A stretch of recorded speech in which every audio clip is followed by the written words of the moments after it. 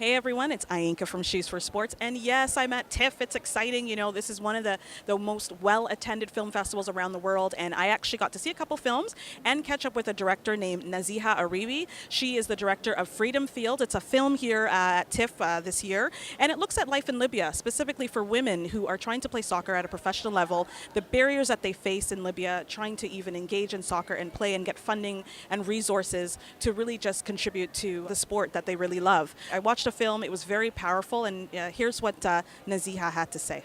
Thanks for joining me today. Thank you. So first question, why tell the story the way that you did through film? I chose to tell the story through film as I feel it's a medium that allows you to fully experience, I think, a story. It allows you to feel you can go further with emotions, with understanding, I think, rather than just through like a news article or, I don't know, a written piece, which are all kind of valid as well. But I didn't want to make something that's about information and fact. I wanted to make a story that allows you to feel, that allows you to also make up your own kind of I don't know, take on it afterwards. And it's something that's far more nuanced. And why soccer?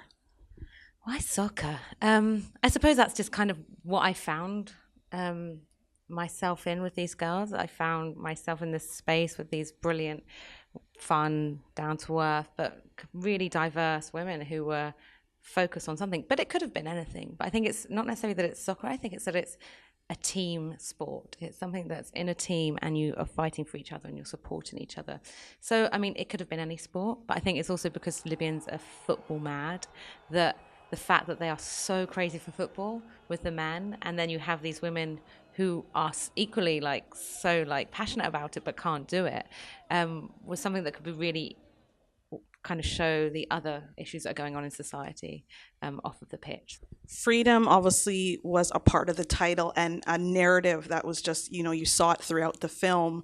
At the end of the story, the girls move on to create their own initiative. Do you find that that's where you were trying to sort of tell the story of their freedom at the end? So initially when we started the film, we didn't know it was going to go in that direction. We thought we were going to be filming them as they try and place their first ever international match. But what came about 5 years later was that they had discovered that their kind of need for this freedom to be themselves through sport, on the pitch, but in society as well, was something that really changed their lives. And I think seeing them help instill that in other young girls was a really beautiful way to end the film for me, because it's like the story doesn't end here, it continues and it goes on. So I think that was kind of an unexpected but beautiful part of the story that kind of evolved. So yeah. Another thing I liked about the film is that you showed the inequality out there for women, in a place around the world that sometimes North Americans might not know too much about. So how did you go about educating North Americans about exactly what was happening in postmodern Libya today? I think it's less about educating people about things. So the film's not so much about facts and information, but I think it's about kind of feeling, finding understanding, finding things that kind of bond us, unite us, but also seeing someone else's struggle and seeing how that can reflect into your own everyday. And also seeing that a place that you maybe see in the news is far more nuanced and more complex than what we see of reports of war zones. So it's not. I don't think it's about educating people. I think it's about kind of letting people in to kind of form their own questions and ideas and thoughts, and to do all that through feeling something. Yeah. Another thing that stood out to me was just one of the actors, when she wanted to watch the soccer match, she had to watch it outside in her car. Have things changed in Libya in terms of creating more opportunities for women to really participate in soccer the way they want to? Changed since when? Do you mean since you've developed the film? So I think it's a long process. I think, and not just in Libya, I think around the world, and not just in sports. I think, we're seeing a shift right now of women taking up more space within society, owning kind of their trajectory, and yeah, and I think so. Yes, in Libya, obviously, it's far more obvious because you have these segregated societies. There's that moment where she just desperately wants to watch her national team play, and all the spaces where people are playing are male spaces, and she's standing there and watching from the street. It's beautiful and it's sad, but it also shows that kind of passion to want to engage with the thing that she loves. So I think it's not just that it's Libya that has these kind of issues. Yeah, that it forms itself in different ways in different countries. So I think, even in the UK, for example, Manchester United has only just gotten a female women's team.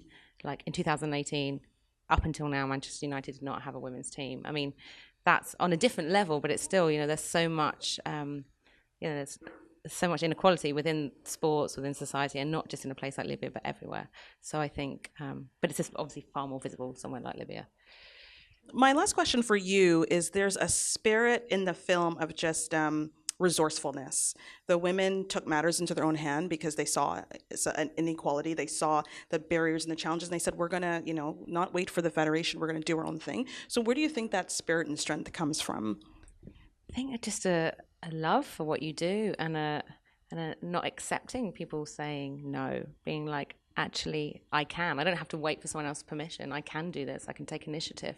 And I find that's one of the really inspiring things in the film, when they're like cutting the grass and they're setting up the nets and themselves, and not waiting around to be told, you can do this now. Actually just doing it themselves. And I find that sort of, I don't know, I think that's really powerful. And I think that's something we can all take into our own lives and take action ourselves. Last question. What do you want people to walk away with when they see this film? An action, just a feeling, more insight on the issues women face in that particular part of the world? Yeah, I want people to walk away with questions. I want people to walk away having felt something and be like, oh, I want to go Google that. Or like, I want people to walk away and feel that they've experienced something new, that they're inspired, that, I don't know, all our lives could be different just based on geography, but that essentially we're all made of the same stuff. Yeah, lots of things. Yeah. Well, thanks for joining me. Thank you. I'm here with Fadwa Al-Bahi from Freedom Fields. She's one of the main characters in the film, and thanks for talking to me. Oh, thank you for having me. I'm really happy. So tell me a little bit about your journey in the film, and just sort of, what inspired you the most to participate in a film like this? To be honest, at the beginning, we didn't understand what the documentary means. So it was us living our life, like the daily struggle. And as the things went on and all the struggle, we decided, yeah, let's let the world know and show the world different side of Libya, something new, powerful women. Let's take it outside and let the world see that, other than the war and other stuff, the bad things.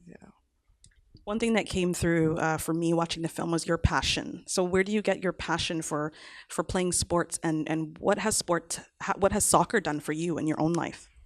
Oh man, sports helped me a lot. To be a woman living in Libya, there's a lot of stress, a lot of pressure. So it was my stress relief, and also it helped me grow and shape my personality. You can learn things in sport that you cannot learn in your normal life, the team, the discipline, everything, that it's like we're a team, we continue, we complete each other. Other stuff like this you cannot learn from just like living. So it helped me, it shaped my personality, and I'm better because of it. Where do you get your strength from? You obviously in the film very strong. I know you talked about the team yesterday, but personally for you, where do you get your strength from? Oh, that's my family. I was really lucky to be born in such a different family, and my mom is like my role model. She's really strong. She did it all, and she didn't care about what people said. So for me, that was like the inspirational thing that I needed to go through all of this and be strong. If you had a message for the Federation or the policymakers in Libya, or anyone that could help women in sports, women in soccer, to create more equality and give them opportunities, what would your message be? So to be honest, I don't have any messages for this federation. They're just the wrong people. And maybe I have a message for a different kind of federation. Like they have to see us. We love sport. We love playing. It helps us. We need it. We can represent the federation in a best way. We're determined. We can do everything. Why not give the girls a chance and do some equality? I know you care about the male team, but we are here too, and we would really love it, if they like paid attention to us. Yeah. Through your NGO that you started here, what more do you want to happen with expanding the program across Libya and really engaging more girls to be in sports, to be in soccer? Yeah, this is the only goal, to give other girls the opportunity to benefit from sports the way we did, and try to teach them a lot of values through sports and empower them, give them strength. And every girl needs a team to survive, especially in Libya. You cannot do it alone. No one can do it alone, but especially in Libya, you need your own team to help you grow and, you know, be something. And that's what we want to do. We started our first project with the Canadian Embassy. The other project was self-funded by us, the members. And we're planning to do like attack Libya by areas. We focus on one area and we do projects and do workshops, training, football training, and also we do gender equality workshops and also role model. We want them to get this perspective of a role model, to look to somebody and hoping to become like them. So yeah, this is the only thing, and we were willing to travel all over Libya.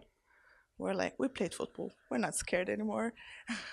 We can do it everywhere, and we really, really, really want to do it everywhere. And also, like, have a places for girls when they can come and train and be safe and to be whoever they want. Yeah.